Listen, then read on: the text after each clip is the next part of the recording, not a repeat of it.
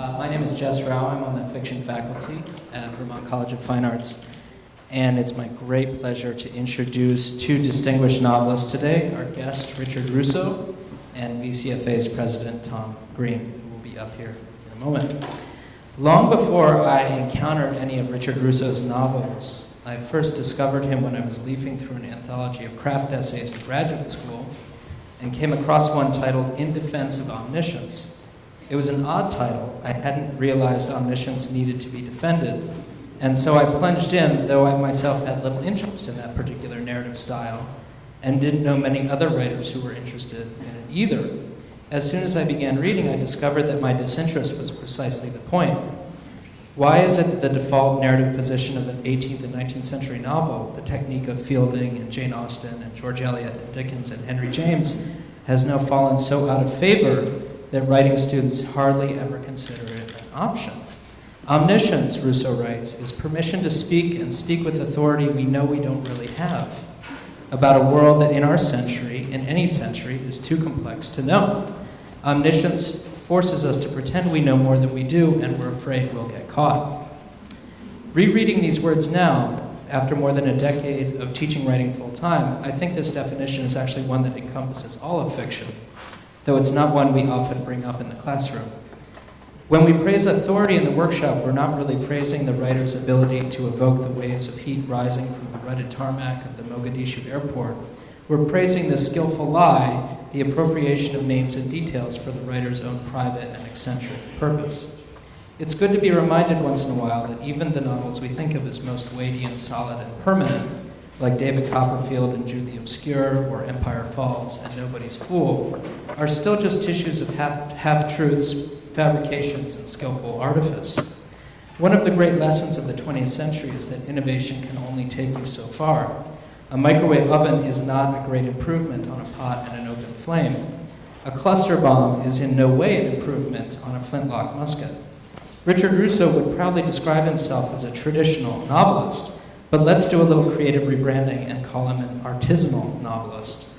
That way the millennials can come to appreciate the subtlety and intricacy of his technique and carry it on into the future.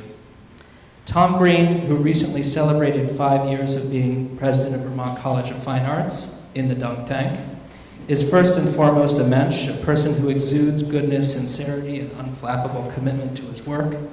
That makes it a little hard to understand how he can also live the shadowy, shabby, irresponsible, marginal life of a novelist. But novelist he is. Publishers Weekly called his last book Envious Moon, a book as incandescent as it is disturbing, a powerful tale of chance, love, loss, and redemption. And he has a new novel, The Headmaster's Wife, coming out in early 2014. He's a leader and an inspiration to anyone associated with VCFA. Please join me in giving Richard and Tom a rousing welcome.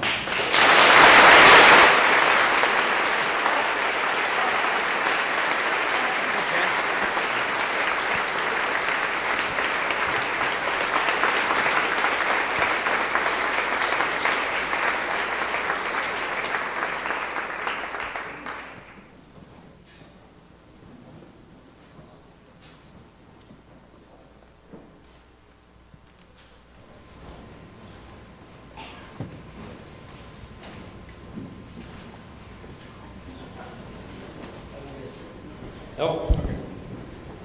Those look like floating eyeballs. They do, I know. It's ice. I'm going to make sure it's cold for you, Rick. How's the sound back there? Can you hear us well? Testing. Okay, terrific. Well, thank you. I want to begin by welcoming you, Rick, to Vermont College of Fine Arts, a place which, and I think we won't be telling New York City this, might very well be the center of the literary universe this week. Our MFA in Writing residency. We actually have to take a couple faculty and put them in an undisclosed location to make sure the culture survives, pretending to happen in this room. I also want to thank our partner tonight, Bear Pond Books, which is here, which for my money is one of the great independent bookstores in the country.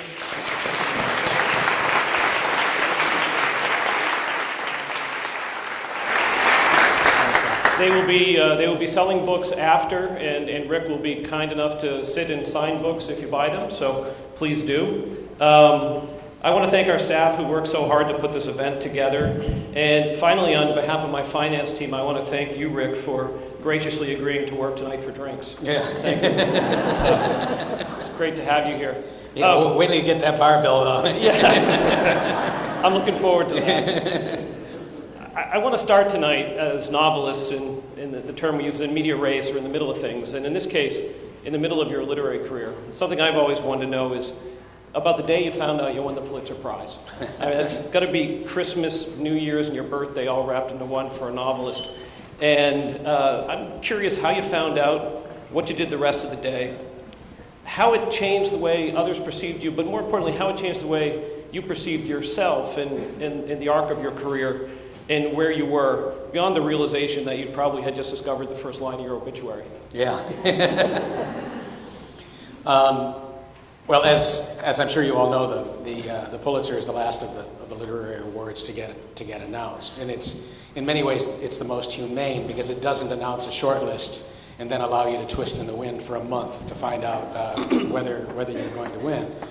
And because it was the last, the Penn Faulkner had come before that, and the National Book Critics Circle, National Book Awards, several regional awards, all of them could. Empire Falls hadn't been shortlisted for any of them. So I had already made my peace with the fact that ship had sailed. And so when the day came, I knew it was the day that the Pulitzer was going to be announced. But I thought, well, you can sit around like an idiot and wait for the phone that's not going to ring, or you can go out and play tennis, which is what I did, being a sensible person. And actually, Jeff, my friend and tennis partner, adversary at the time, we had a very good match. We ended up playing much longer than we normally did just to get to the end of that of the final set. And when I got back home, Barbara, my wife, was standing. She came out onto the front porch, and she was just kind of, and the look on her face was one I had not seen before. And I thought, either someone has died or I've won the Pulitzer. And what happened immediately, of course, was that, Barbara was, caught between two emotions. She was absolutely giddy with joy on my behalf, and just so pissed she could barely stand it because I was late, and the phone had been ringing for half an hour. And there was nothing she could do but say, he's not here, he'll be here soon, I hope. And she would set the phone down, and it was as if the act of setting the phone down was what was making it ring, because there were so many people trying to call. Who were they? Like your agent, your publisher? Yeah, I mean, and it would be the Wall Street Journal would follow the Bangor Daily News, and the Wichita Free Press would get in there, and your editor would call. He'd been trying for an hour, and you hadn't had a chance even to talk with him. That would have gone on for some time, except that the very next day, Barbara and I were booked on a flight to Spain because the book was coming out. My Spanish publisher was bringing it out, and we were booked on a flight the next day to Spain. And we got an email from my Spanish publisher saying, "I suppose you're not coming now?" And I said, "No, of course we said we'd be there. I'll be there." And so we got on. We spent several days in Spain. We were gone for about a week. And when we came back, we plugged the phone in. And I thought, will it ring? And it did, but it was about a week later. So that was in a week. In a week, it was gone. But the lasting effect, of course, wasn't.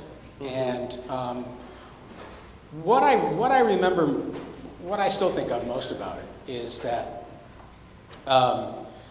for me, it was, it gave me a great deal of confidence that I was doing the right thing with my life. I was talking recently with a couple of writers about the fact that it's astonishing how many people who become professional writers of any sort, or artists of almost any kind, how many of them have a parent who also did something like that. Writers tend to beget writers, and physicians beget physicians, and lawyers, alas, lawyers, and so when you don't come from that kind of background. When you grew up and there was nobody interested in doing anything artistic at all. Other than making gloves. Other than, other than, in my grandfather's case, making gloves. When you don't have a blueprint, I think writers who want to be writers, people who end up writers, who don't have a blueprint, are probably much more needy for various kinds of reassurance. Yep. That can come sometimes in the form of awards, sometimes in the form of a nice advance on a book. But I remember feeling in that way kind of validated and thought, well, all right, I'll write another one then. Yeah. Well, I think it's really interesting you say that, because one of my takeaways from reading your memoir this weekend was the fact that you, although it's not really about you, it's more about your mother, much more about your mother. There are pieces of you that come through it, and one of the things I was struck by is that in many ways your approach to becoming a writer was actually a rather cautious one. You talk about your father having a gambling addiction, and in some ways you were the anti-gambler until much later in your career, when you left Colby and decided to write. And so what I want to do, I guess, now is talk a little bit about the beginning and when you got that bug. Because what I do know is in 1967, you go to University of Arizona. You go with your mother, which is an unusual formulation for most people going to college. Yep. You end up staying there for 10 years. You're in a BA, an MFA, and ultimately a PhD. You meet the love of your life, Barbara, who's here tonight. You have a 1960 Ford Galaxy, which actually now is really back in fashion, so it'd be very hip if you still had that. And at some point, you grow an enviable mustache during that time period. My child molester mustache, my daughter Kate refers to that as. It was handsome. But when did you get the bug? I mean, when did you decide through that process of education and being there that I'm going to do this? And when did you move it from being sort of a secret thing? Because we all have that, being a writer is almost a secret thing for a while until you decide to go public with it on some level, even if it's just the people closest to you. When did that bug hit you? When did that happen? Fairly late. And yeah, I think you're right. You don't go around announcing to people that you're a writer until the time is right, because the first thing that they always ask you is, oh, where can I get one of your books? Which, until you have one, really is, you realize what a dead end that conversation really is. And so you don't tell people that you're a writer. Depending on how confident you are, you might tell them that you're writing, but not that you're a writer. I was finishing up a PhD in American literature at the University of Arizona. I was in one of those graduate assistant offices. I think that there were 16 desks, which meant that there were 32 of us. Wow. Sharing one large cow barn of an office.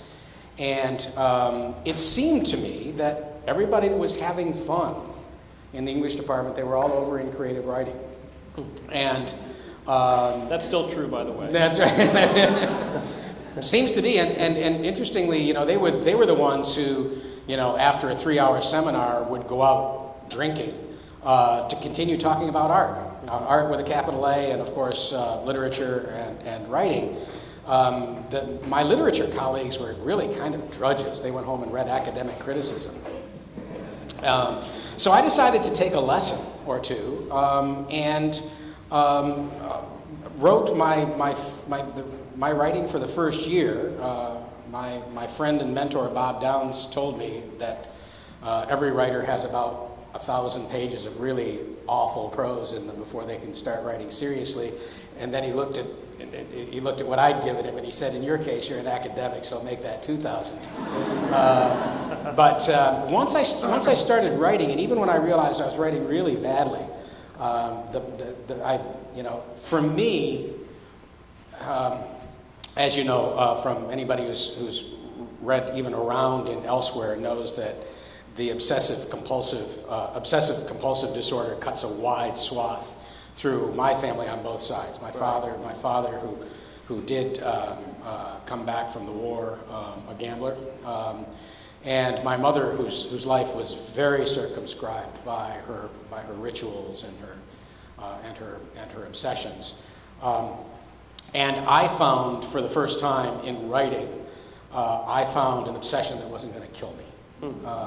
That I discovered eventually was was what I wanted to do, but it was not destructive because all of the other obsessions that most of the obsessions that most people find really are end up being destructive.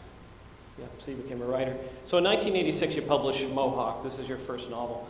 The thing that struck me, and I just recently reread this too, is how fully evolved your voice was in that book. I mean, you can read Mohawk and you can read 20 years later Bridge of Sighs, and there's that same sort of authorial authority in that book. And do you think that's a result because you did take that kind of time to get there? Because now you had been writing, you obviously started writing before Mohawk was published in 86. And so you were writing back in 76, 77, so really almost 10 years or so maybe, or maybe longer before you wrote your first novel. Yeah. I think that the authority, if such a thing does exist in that early book or any of my books, I think it what you've not read, thank God, are the stories and a novel, an unpublished and unpublishable novel that came before it. Because I spent a lot of time when I was in Arizona trying to write a novel set in Tucson. And stories set in the city, sometimes specified as Tucson, sometimes L.A., which I'd never even visited.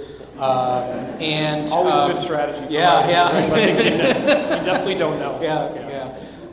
And I wanted to write about crime. I wanted to write about women. I knew nothing about any of those in any of those categories. And has that changed? It's in some of the categories, yes, it has. But I think when the novel that you haven't read, that nobody has read, was a novel that was set in Tucson, but the main character was a woman who was then in her 50s, but had made a series of really horrible choices, and it was about what was the rest of her life going to be like. But there was a section of about 40 pages about her growing up in this mill town in upstate New York. Mm-hmm. And I gave it to a writing teacher in Arizona just before I left, as a matter of fact. He said something to me that was, the first part killed me and the second part killed me dead. The first part was that he said the book is inert. I didn't want to hear that, but of course I knew it was true. The second part that he said hurt even worse, because he said, there is, however, one good part of this book. There's one part that really leaps to life. There is this small section of the book that's set in an upstate New York mill town. And he looked at me and he said, God, you really know that world. Mm-hmm. And that was the thing that I'd been trying to conceal from people ever since I went to Tucson, was that this was my life, this was my world, these were my people. Mm-hmm. And so if you pick up a book like Mohawk and something rings true in it, if it feels authentic and it feels my voice is authentic, it's because I didn't have to do any research, I didn't have to pretend to know anything. That was part of my DNA. Yeah. And I think there's something interesting about, I was thinking about this, you grew up in Gloversville, I have that right? Yeah, which is was a mill town decline. I grew up in Worcester, Massachusetts, which also is a mill town in decline. We both were raised Catholic, I think. Mm-hmm. You were an altar boy, yes. I was not. But you're a little more advanced than I was. How did you manage to skip that? I dodged This is another whole conversation. Another whole conversation. But I'm wondering if you think there's something about those cultures that create storytellers, because whether or not your writing had advanced enough, obviously you had an innate storytelling ability or a storytelling ability that grew out of that. And I think it's something that the comedian Dennis Leary is from, where I'm from, Worcester, Massachusetts. And one of the things he said about that made him a comedian was growing up Catholic, because you were told you couldn't laugh in church. Right. Well, what's the exact thing you want to do is make people laugh, so you learn how to do it. Right. And I'm wondering if there's something about your background and that sort of working class background and coming from that environment that not only has become a rich subject matter for you, but it's something that actually fuels your ability to be the raconteur that you are in many ways. Well, I can remember now over what's turned out to be a longer career than I could have hoped for or imagined. I can remember being genuinely furious, angry, homicidal, only a few times.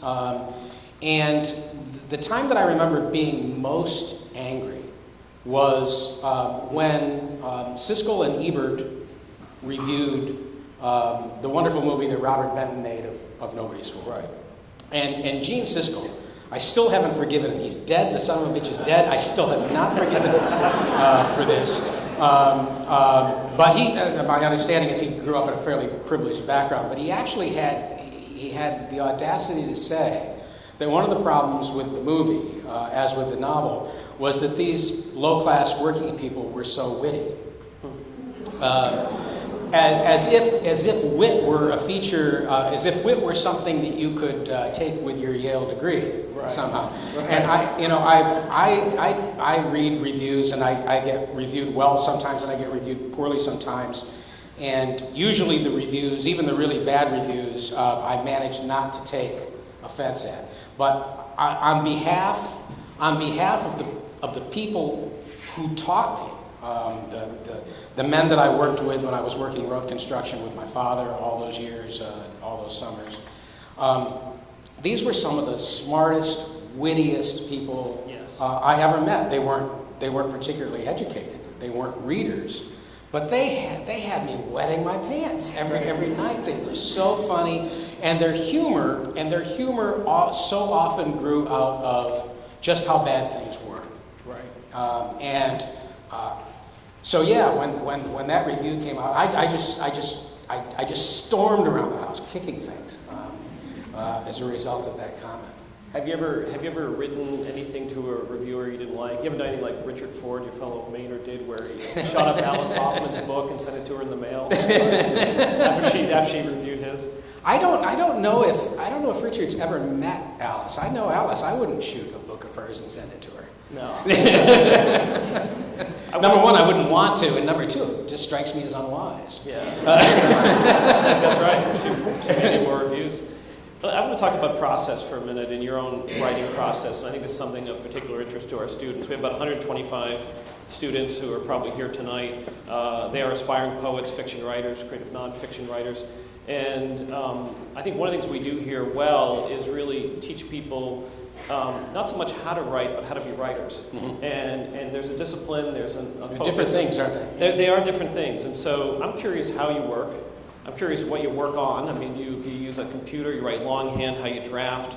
And where do you write? And how often? You write at home? Do you have a place? What do you do? I'm at a kind of crossroads right now in terms of my process, because I worked the same way for the first 30 years or so. My writing, I got into a kind of habit, certain rituals that were important to me. And over the years you change. I've gone from a yellow legal pad to bound books to now I work on this circa paper that you can take out of a binder and put back in again and rearrange later on. And so you go through those kinds of things. I've always worked mostly in the morning and then revised, work in the morning, draft in the morning, revise in the afternoon. I've almost always worked longhand. I only started working drafting, strangely enough, I can go directly to my word processor when I write a screenplay. But that came afterwards. Writing screenplays came after writing novels. So it's so I do all of those kinds of things. I have, like we all do, our favorite pens, our favorite writing paper, certain times of the day that work best for us, and certain and all of that. I'm finding myself at a crossroads right now because for years I used to work out in coffee shops. Mm-hmm. And I used to like that because it was busy, it was noisy, but none of the noise had anything to do with me. I agree. I like that. And so I did that for 25 years. For 10 years I worked in the Camden Deli when my wife and I were living in Camden. And the locals knew what I was doing. They didn't care. Nobody ever came up, and very few people ever came up and interrupted me. But I'm at a crossroads now because of cell phones. I find that I just cannot. I can work in a crowded diner when there's all kinds of noise, but when there's one kind of noise, one person talking on a cell phone can cut right through into the. I bury myself several layers deep in the narrative, and yet one person talking on a cell phone has driven me out of public places, and I'm trying to learn to work at home. Something I've not done before, and it's not working particularly well. But I also know that the old stuff just doesn't work for me anymore. So do you after you write longhand, do you retype it in yourself? Usually that same afternoon. That's the first revision. Yeah. Okay. Yep. That's fascinating. I've never. I mean, I grew up with the first writing. I had a little brother word processor where you could see like 6 lines come across it. Yeah. Anybody remember those? Yeah. Sort of fabulous. Yeah. But so I've never actually written longhand in my handwriting. If you could see my notes here, it's entirely legible. So I'm going to go back and read it. You come out of sort of an academic tradition, the academy. Both first as a student of about 10 years in that experience, and then later as a faculty member at a number of places. We're here at an MFA residency. And so I want to ask you about the value of the teaching of writing. And Vonnegut famously said you can't really teach writing. It's like golf. Maybe you can take a few strokes off someone's game. I remember when Michael Corder, the editor at Simon & Schuster, a long-time executive editor at Simon & Schuster, bought my first novel. The very first thing he said to me when he called me up in his clipped British accent was, "You write awfully well for someone with an MFA." Right. And I actually had another editor at HarperCollins who would write across the page, "Stop MFAing" in different places, which was sort of a shorthand for being too digressive or something. But I'm wondering what you think the value of, as a former teacher and someone who's now probably had some time to reflect back on that experience, what do you think the value of having sort of a formal education for writers might be? Well, for me, maybe the most important thing, I was in a 3-year program. The University of Arizona's MFA was a 3-year program, but I was only in it for a year because I did a PhD actually first. So all my coursework, except for my workshops, were already done. So I had basically 1 year in the MFA program, where others would have 2 or 3. But what it was for me was a port in the storm, for one thing. 2 or 3 years in which you are in a place with other people, you're all doing the same thing, and you don't have to explain yourself to anybody. The fiction writers, the poets, the nonfiction writers. It's such a strange thing, isn't it, writing? It's really hard to explain to people. And if you're trying to be a writer, and there's nobody else around who's writing, you find yourself explaining the curious nature of what you do to almost everybody all the time.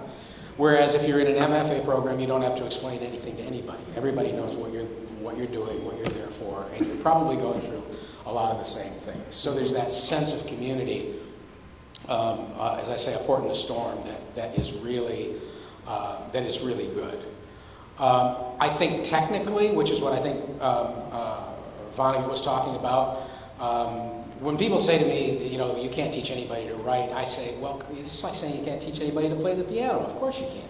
Mm-hmm. You can teach, almost anybody if you have the required number of digits, and probably even if you're missing one, you can teach somebody. Django Reinhardt did pretty well on his instrument with fewer than the normal number of digits. But you can teach somebody to play the piano. You can't teach them to. Past a certain, you can teach them certainly well enough to noodle in a Holiday Inn. If you're not going to play at Carnegie Hall, maybe not everybody, you can teach everybody to play well enough to play at Carnegie Hall, but you can teach them how to play the piano. And I think it's the same for writers. I just had people going through my sentences and just crossing things out, was helpful. Mm-hmm. You look at it and you say, why'd you cross that out? And you just, well, what was it doing? and that's helpful. That's helpful to see what you can do without. And so the technical aspects of it, you can't take a few strokes off your game. What I think, the other thing is from a teacher's point of view. What I think, and I'm going to get into a kind of gray area here, because I think while you can do some real good, you can also do some harm. But I think part of what a writing teacher's job is to help a talented writer find out how to get that last short distance. Because most writers can, how in a computer when you're waiting for something to download and you follow the bar along the way, though it goes up to 98%. And sometimes it stalls at 98%, and you think, what the hell? 98%. It took you 30 seconds to go 98%, and now you're sitting there waiting for that last 2%. It's like that. It's like that with writers too. It takes sometimes. It's amazing how quickly you can learn all but the thing that you need to learn most, and that's that last 2% that you cannot seem to quite scroll by. And one of the things that a good writing teacher will do, in addition to the technical things, is to try to help the writer understand who he or she is and what's coming between that writer and that last 2%. I remember one time when I was teaching back in graduate program back in Southern Illinois. I'd been trying to figure out with this one woman who had taken 2 classes with me, trying to figure out some way to say something to her that I certainly couldn't say in class, and probably couldn't even say unless we had both had a couple of drinks. But what I wanted to say to her, that this was an enormously personable young woman, very, very funny. You would just to be around her was to have a wonderful time. And after her taking 2 classes with me, finally one night, after we'd had a bunch of the graduate students and faculty had gone out together, and we found ourselves seated next to each other, nobody else around. And I was able to ask her something that seemed to me to be important, which was, how come you're not funny on paper? Because, what it came down to, I think, for her, was that she knew how funny she was, and therefore distrusted how easy it was for her, and didn't really, despite loving Twain and despite loving comic writers, there was just never a way that she could think of herself seriously as a writer unless she was writing humorlessly. And it was important for somebody to say that. But it's also, you have to be very careful when you're in that kind of psychoanalytical mode, because it can also be very damaging. You don't do that sort of thing glibly. But I think a really good writing teacher will help a writer with issues of, sometimes it comes down to character, doesn't it? Yes. Yeah, I want to get back to this because there's a piece in elsewhere that I want to reference related to, writing and coming out of the university. But since you brought up the humor question, I think it's interesting because I think actually, even for very funny people in real life, it is very hard to be funny on the page. Yeah. You are exceptional at this. The Straight Man, is one of these academic novels that academics pass around to each other the way, college kids used to pass around Confederacy of Dunces or Fear and Loathing in Las Vegas. You have to read this because this is what it's like to teach. But I think it's very hard to be funny on the page because, unlike in speaking or other things, you don't have the ability to, express yourself in other ways. I mean, so I think in her case, and how do you deal with that? I mean, how is it through action, dialogue? How do you make things funny, in fiction? Because I do think that is a big challenge for a lot of us. Yeah. I always tell people when they ask me how do you make things funny, I always say I don't make anything funny. I'm just reporting the world as I see it. It's true that I do gravitate. I have an essentially comic view of the world. I find most people, and this certainly includes myself, most people enormously amusing because we're all so feckless and we're all capable of such idiotic behavior at times. I just find it wonderful just to watch people, and the more seriously they take themselves, the funnier they become. So but I should say too that part of the reason that I'm a comic writer and that I see the world in comic terms is that I've been so very, very, very fortunate. I think I'm a husband and a father.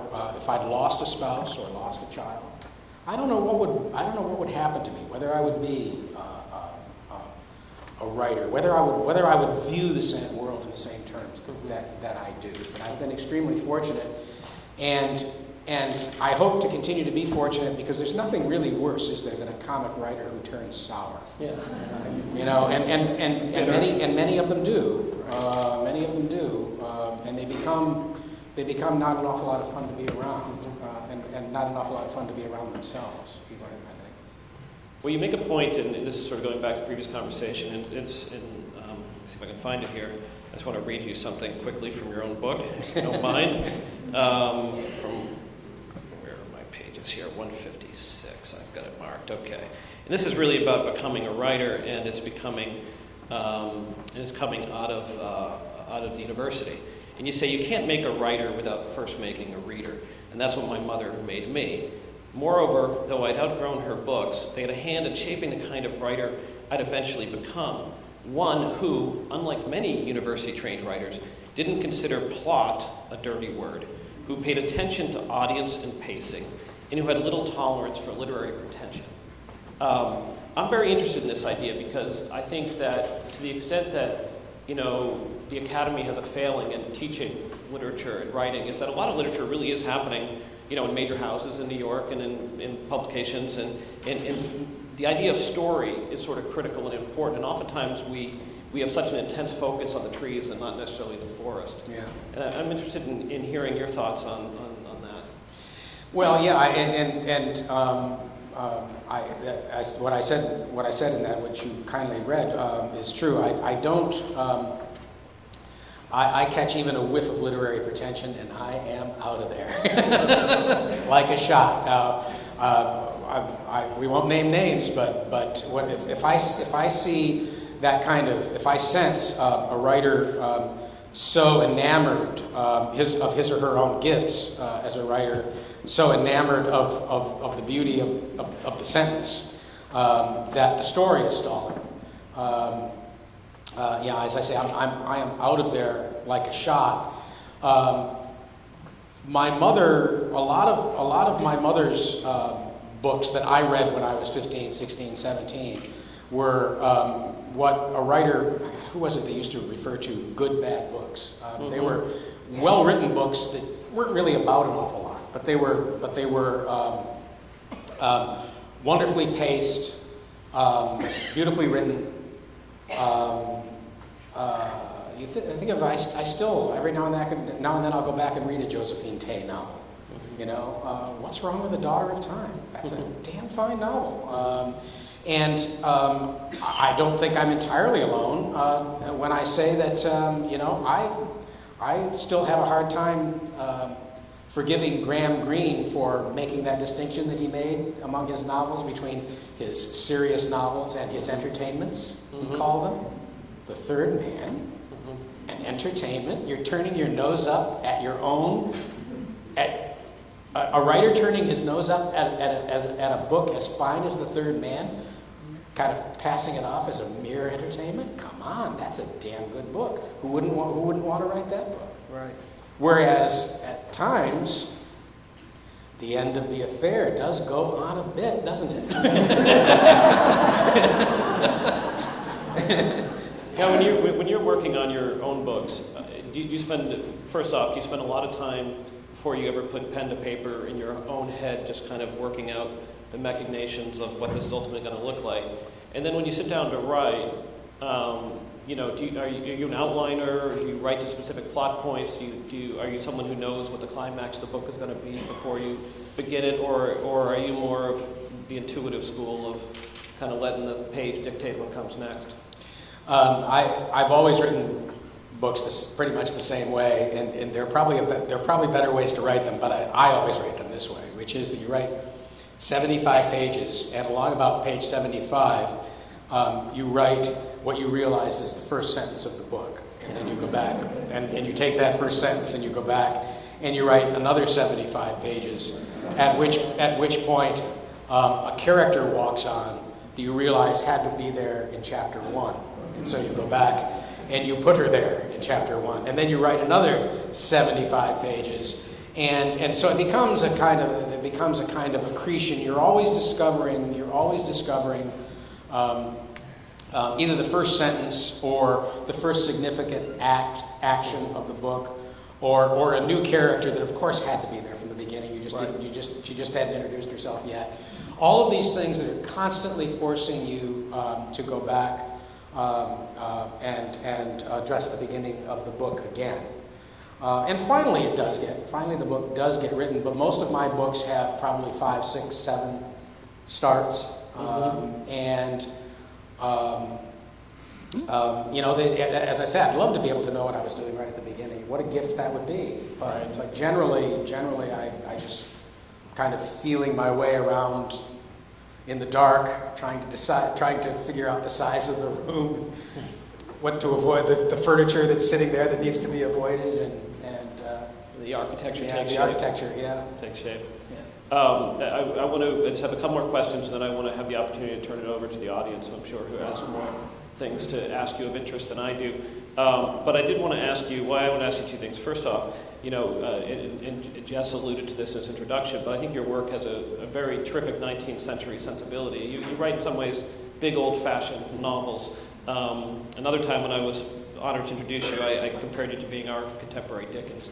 And I'm wondering if there's ever a part of you that wished you lived 100 years ago or so, at a time when novels were set more at the center of culture. No, I don't think so. I think I was born at the right time, and I think I'm just glad to have been able to do what I did when I did it. My understanding is that people's hygiene in the 19th century wasn't very good. So no, I'm glad to be around. Excellent. And then my final question for you is: I know you're working on a sequel to Nobody's Fool called Everybody's Fool. It's very exciting. You have another piece of work out.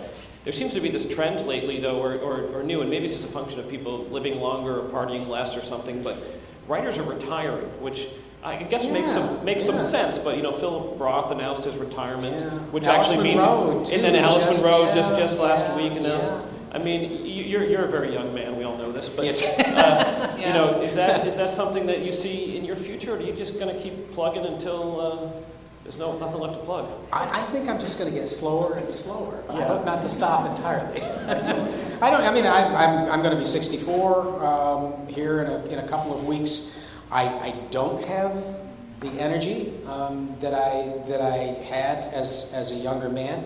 But I know a few more tricks, and I don't think I make quite as many, at least of the same kinds of mistakes that I made as a younger man. So I'm hoping that kind of the way, a tennis player that loses a step becomes a little more wily or something. Hopefully, but really that's just the cagey veteran scenario. But really, I don't know how I would fill my days. Yes. I come from a long line of bullshitters. I think I'm as full of shit now as I've ever been, I look forward to continuing to do this. Excellent. Well, thank you so much, and I'm going to turn you over to the audience.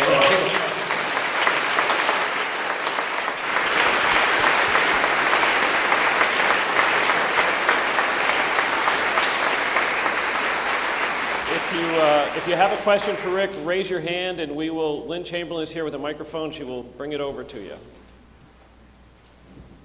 What a privilege it is to listen to both of you guys. And Richard, Mohawk ran true, and deep for my wife Adele and I, because we went to Johnstown High School. Oh, wow. And we know all the places that you wrote about, and some of the people that you wrote about. And the comment I want to make is that towards the end of Elsewhere, when you started to get into this argument with Vinnie DeSantis about can Lowersville be fixed, and you ended one paragraph by saying, I haven't been back there in 10 years and I'm not going back. Yeah. Well, we go back frequently. Mm-hmm. We still have people there. And one of the things that one of the things that we enjoy most there are the local hot dogs. So, if you want to go back and get a New York lunch hot dog. New York lunch hot dog. I knew exactly what you were going to say. Yeah. TDOs and then the whole range, I'll go back with you and get a hot dog. So here's my question. Here's my question. Yeah. In the wide range of fiction that you've written, is there a character that you've created that you identify most closely with?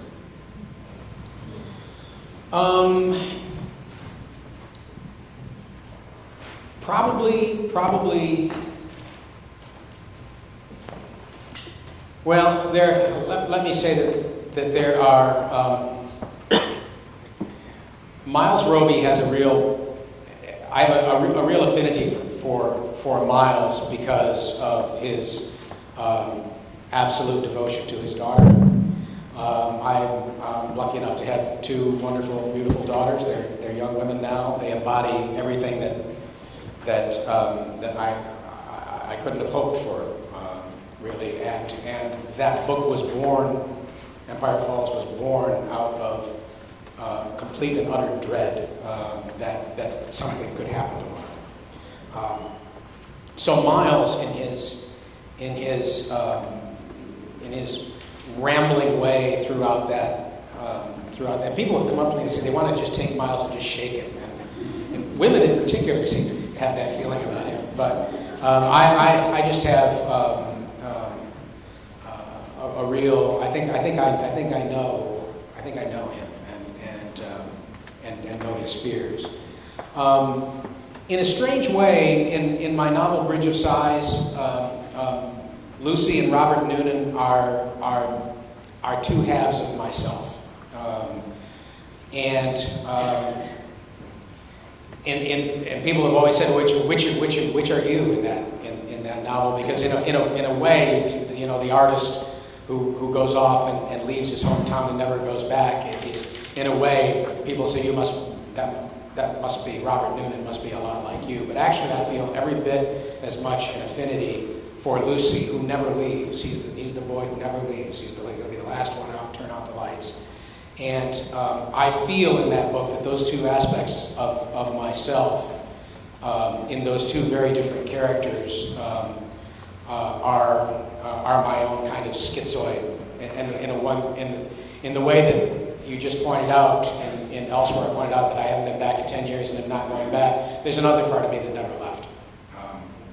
And so Bridge of Sighs, I think, in those two characters that I've managed to cleave right down the middle, was a cleaving of my own psyche, I think, in some ways. Thank you for that question.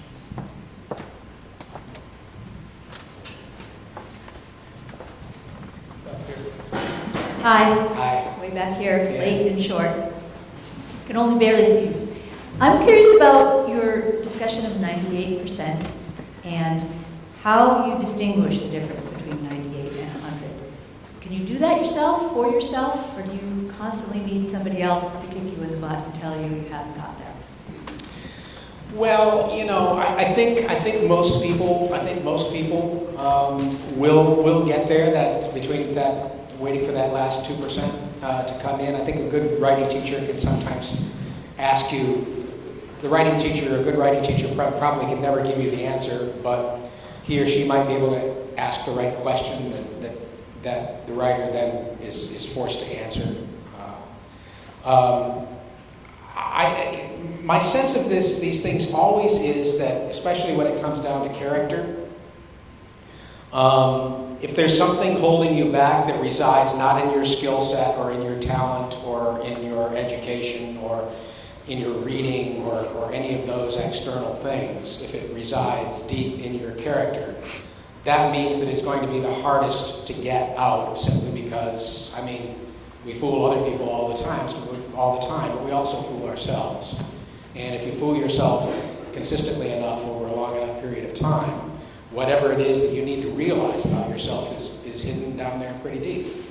And so sometimes it can be just a perfect bitch to get down there and find out what that last thing that you need to realize about yourself and your artistic self, what that is. It can be a real devil to find.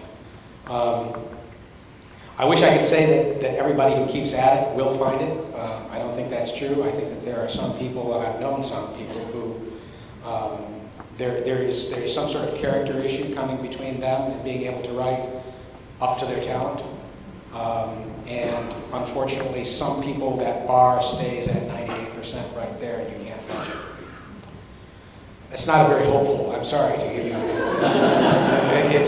Most people do. Most people the vast majority of people who stick with it, who feel that obsessed, that compulsive about it, will find some way to get to that last. But it can be difficult for people too. Over here now. I'm wondering if can a man really write about a woman? Can a woman really write about a man? Not being a woman or a man. Well, we come right down to the crux of the whole thing, don't we? Which is imagination.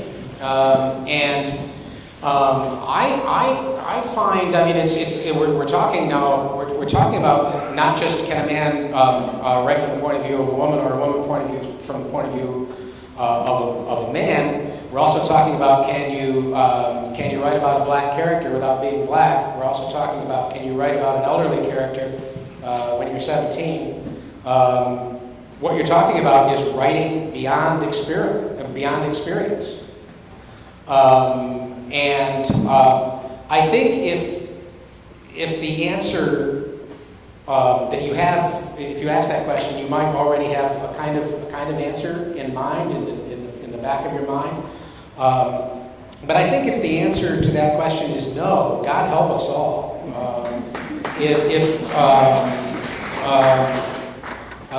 Because then you have Flaubert writing about Mr. Bovary, don't you?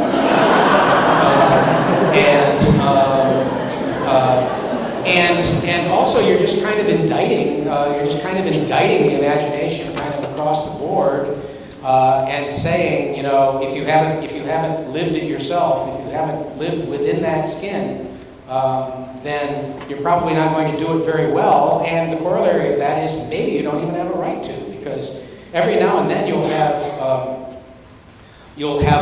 a kind of literary flap in which a black writer writes something, or maybe is chosen to direct a movie about the black experience, and then somebody else comes up and says, oh, but he's not black enough. And so it just seems to me that to do what writers, poets, painters, what all artistic people have to do, whether we're right or not, we have to believe in the imagination. We have to believe in its transcendent power, because otherwise we're just trapped in one life. And one of the reasons that I do this is that it's just the most wonderful way of cheating. Most of the people that I know are trapped in one life. I feel like I get, every time I create a character, I get to cheat. I get to live more than one life, and some of those are female, and some of those are elderly. Some of them are elderly when I was young, and now some of them are young now that I'm getting on in life. I think that the people who get to cheat, the people who get to live more than one life, are either writers or readers. I pointed out, I said what I said in another audience one time, that one of the reasons that I write is that I get to cheat. I get to live more than one life. And one lovely woman raised her hand and said, well, that's why we read. Same deal applies, doesn't it? Do we have another question? Lynn, where are you? Back here in the middle, there's a couple of folks.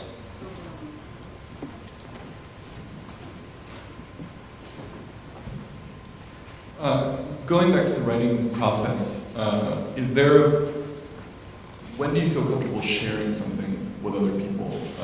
Are you the kind of person who tries to get it as perfect as possible before you share it? Because of course, once you share it, there's going to be more work. Or are you comfortable talking through something with somebody before it's done at all? Yeah, I had a wonderful conversation with the novelist Elizabeth Kostova about this not long ago,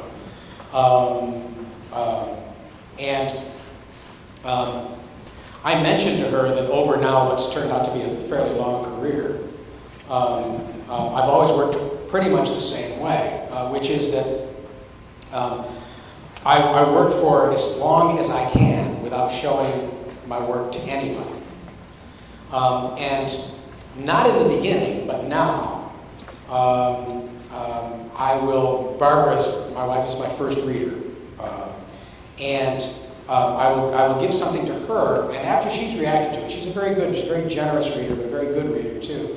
And after I get a sense of where I am, after she's read it, I tend then to send it to my agent, and from my agent to my editor. So for me, most of the time, there are only 3 people in the reading chain. The conversation that I had that was so fascinating that I had with Elizabeth Kostova that was so fascinating was, and I don't remember whether I brought this up or she brought this up, but especially those people who've gone to an MFA program, is that they tend to keep a lot of those friendships. And one of the things that I've noticed is that there is a kind of gender divide. A lot of women writers, novelists, tend to keep their writing friendships longer than male writers do, and they tend to stay in writing groups longer than that. And I said to Elizabeth, I said, I just know, there have been times when I wanted to give my work to another writer, where I've been lost, or they're all other writers, and they're all so busy. I just don't feel like I can take up their time to do that. And she said, well, that might be true. She said, but I suspect among male writers, it's just another manifestation of the syndrome you guys have, where you just don't want to ask for directions. And as soon as she said it, I thought, of course. Of course, that's right. I know what I'm doing. We'll get there. What did that sign say? We have one back here, Lynn, and then after this we'll take one more, and then we're going to get right to it. Book signing. I teach in the English department, and I recommended Straight Man to my faculty book club, which is populated mainly by biologists and other folks. And I spent most of the evening when we discussed the book insisting it wasn't just a brilliant satire, but it was also a documentary. And which was very indiscreet of me. Yeah. But I'm wondering what advice you have for those of us who are both creative writers and getting our health insurance and whatnot by working in English departments, because you made some very interesting remarks about, the soulless drudgery of the literary journals versus the vibrancy of the creative writing population. Well, first thing to say is that I did it for a long time myself. Straight man, as you say, there are certain documentary-like aspects to that novel. And people do they recognize their colleagues. They don't recognize themselves. All of the universities that I taught at, before that book came out, every one of them has when I've gone back, they've all told me who the characters were based on. All 4 universities, they've cast everybody in their English department as characters in my book, including the transgender, including the transvestite. That was what I found particularly fascinating. But I think it's really hard. I did it for a long time, and what I found, and advice that I couldn't always take myself, but which was good advice nevertheless, was, and especially if you're a good teacher, I think the most difficult thing to do is to be sufficiently selfish during the course of a semester, to do your own work first. Because if you are a good teacher and you do care about your students, and it is important for you to help them grow as writers, there's always the temptation to put their work before your own. And my experience always was that every time I did that, when I put their work before my own, I didn't have the energy left for my work. Whereas on those days that I was selfish enough to put in, even if it was only an hour, to do my work, I would come out of my writing session in the morning, even if it was only 45 minutes or an hour, with this enormous energy that I could then carry over into my student work. But every time I felt myself being virtuous and seeing the stack of papers and going directly to the stack of papers that I had to grade, by the time I was finished with that, I was just completely out of gas. And I would say to myself, I'll write later tonight. Well, bullshit. Later tonight, you do what a sensible person does. You open that bottle of vodka at the end of the 35 freshman compositions.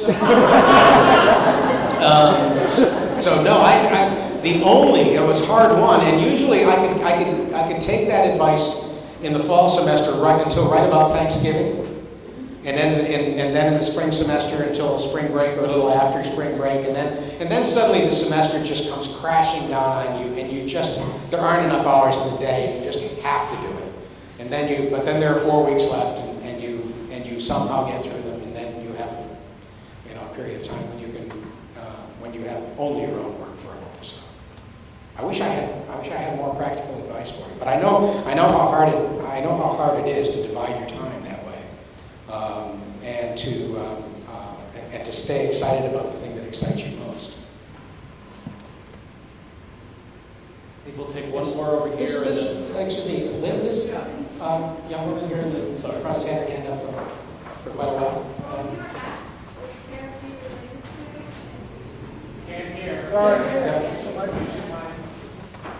When you were asked which character you were related to, and you didn't mention Hank Devereaux Jr., I was really, really disappointed.